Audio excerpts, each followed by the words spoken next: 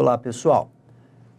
Vimos no vídeo anterior como podemos estimar a variabilidade dos resultados de um processo de fabricação. Vimos também que podemos estimar a probabilidade de termos resultados não conformes, resultados além dos limites de tolerância estabelecidos em projeto, não é, para a fabricação de determinado produto.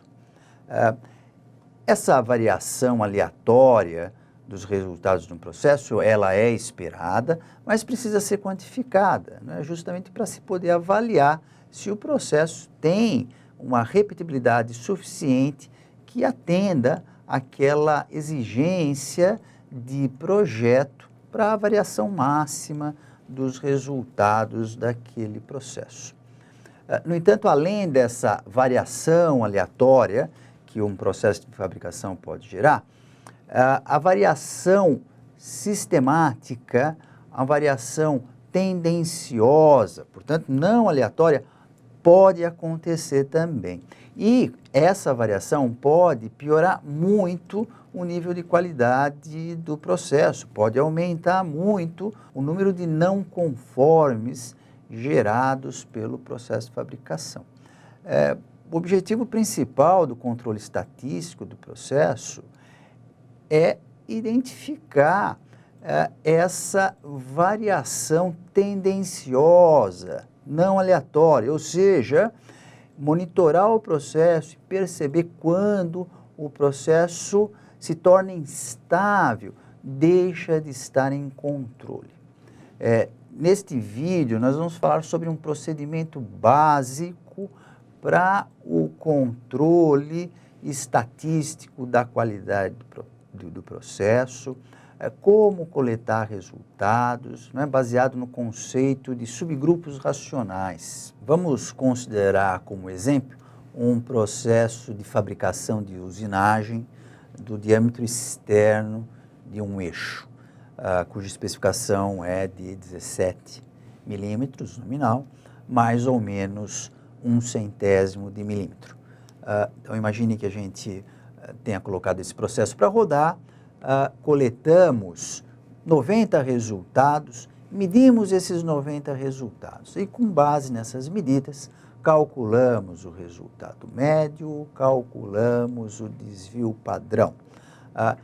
Podemos também, para fazer uma análise gráfica, construir um histograma desse conjunto de resultados, não é? Olhando para esse histograma e se compararmos essa dispersão dos resultados com a especificação de projeto para variação dessa medida, então a gente percebe claramente que a maior parte dos resultados estão fora desse intervalo de tolerância, não é? Podemos estimar qual que é essa probabilidade de resultados fora do intervalo de tolerância, não é? Então, estimar essa chance de não conformidade. Fazemos isso usando a nossa variável z, calculamos o z correspondente ao limite inferior, o z correspondente ao limite superior, né? Usando a nossa tabelinha da nossa variável z, calculamos a probabilidade de termos resultados abaixo do z do limite inferior, acima do z do limite superior e chegamos aí a um resultado de em torno de 75%, quase 750 mil peças por milhão não conformes, ou seja, um alto índice de não conformidade. Por que que esse processo está gerando esse altíssimo índice de não conformidade? Bom, olhando para essa distribuição desse histograma, primeiro a gente percebe claramente que os resultados estão deslocados em relação à faixa de tolerância, né? Ou seja, o valor central dessa dispersão de resultados está bem descentralizado, então obviamente precisa de um ajuste do processo para melhor atender essa especificação de projeto. Mas, além disso, a gente percebe uma assimetria da distribuição, né? Então, a gente vê a cauda da direita se espalhando muito mais do que a cauda da esquerda, não é? Por que que isso acontece? Se a gente usar um outro recurso para análise gráfica, se a gente usar um gráfico de tendência, aonde a gente vai plotar nesse gráfico resultado após resultado, né? Respeitando essa ordem cronológica de fabricação dos resultados, a gente percebe que existe, além de uma variação aleatória dos resultados, né? Então, que a gente vê uma certa estabilidade nessa região entre o resultado 30 e o 90, além dessa variação aleatória, a gente vê também uma variação não aleatória, uma variação tendenciosa, sistemática, que acontece nesse começo ou nesses primeiros 30 resultados, não é? Bom, por que que a gente não percebeu isso inicialmente quando a gente fez aquela análise olhando para os 90 resultados? Porque a gente agrupou todos esses resultados numa única amostra, não é? Agrupando numa única amostra, a gente não conseguiu perceber essa variação. A gente viu simplesmente que existia uma assimetria dessa distribuição de resultados. Bom, como evitar isso? Como tornar mais evidente quando o processo está gerando variação aleatória ou principalmente aleatória, ou quando o processo está gerando variação aleatória e variação sistemática. Uma alternativa para a gente conseguir fazer essa análise é trabalhar com o que é chamado de subgrupos racionais, que são amostras pequenas. Ao invés de a gente trabalhar com uma grande amostra, nós vamos coletar resultados em pequenas amostras e regularmente, em intervalos regulares, frequentemente. Ao coletarmos pequenas amostras, a gente está considerando intervalos de tempo pequenos entre o primeiro e o último resultado dentro de cada amostra. E, portanto, com isso, dentro da amostra, a variação dentro da amostra, ela vai ser principalmente aleatória, né? Ou seja, essa variação tendenciosa e sistemática, numa amostra pequena, em que o tempo decorrido entre o primeiro e o último resultado dessa amostra seja pequeno, essa variação tendenciosa, ela vai ser muito pequena, pouco perceptível. Então, o que fazemos é isso.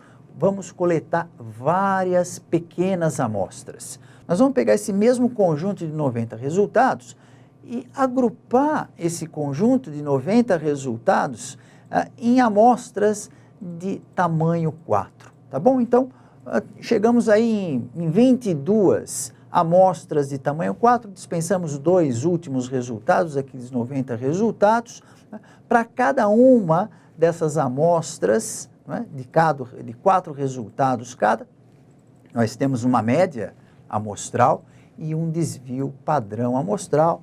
Temos a média das médias amostrais, a média dos desvios padrão amostrais. O que fazemos? Com esses resultados, nós construímos 2 gráficos. Um gráfico das médias amostrais e um gráfico dos desvios padrão amostrais. Não é?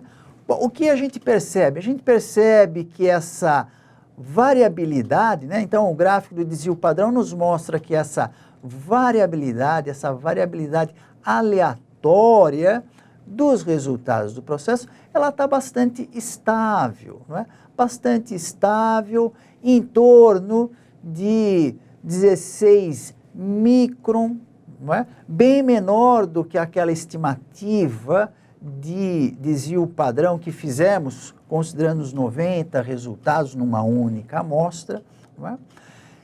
Já o gráfico de média amostral nos mostra essa flutuação do resultado médio. Não é? Então, o problema desse nosso processo é que está havendo uma flutuação. Tem alguma causa especial, não é? Esporádica, não é? Atuando nesse intervalo de tempo que faz com que o resultado médio do processo flutue.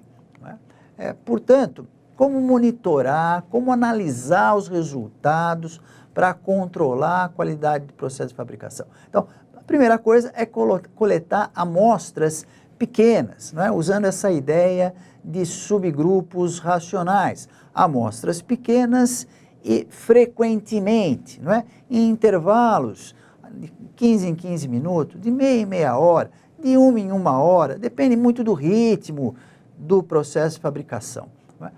Com essas amostras de resultados, calculamos o resultado médio, não é? A média amostral, calculamos o desvio padrão amostral e plotamos esses gráficos da média, do desvio e analisamos o comportamento, não é?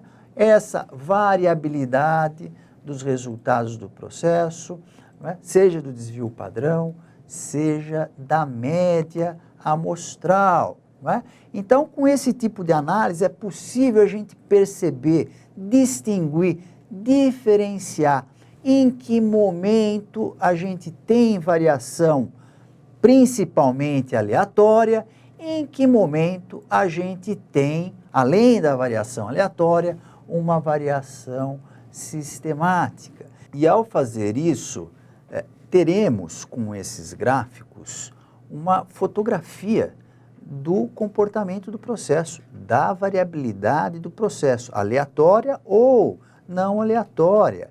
E a partir daí podemos investigar, né, quais as causas dessa variação não aleatória, o que está acontecendo.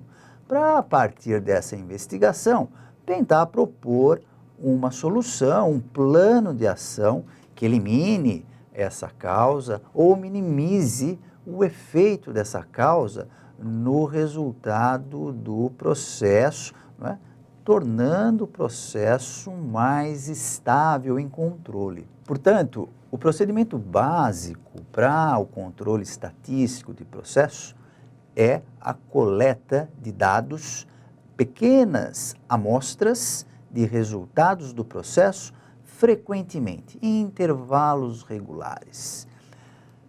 Além disso, nós trabalhamos com gráficos de controle. Gráficos de controle são modelos matemáticos, estatísticos, de previsão da variabilidade do resultado do processo. Gráficos de controle da média e da amplitude é o que veremos no próximo vídeo. Até lá, pessoal!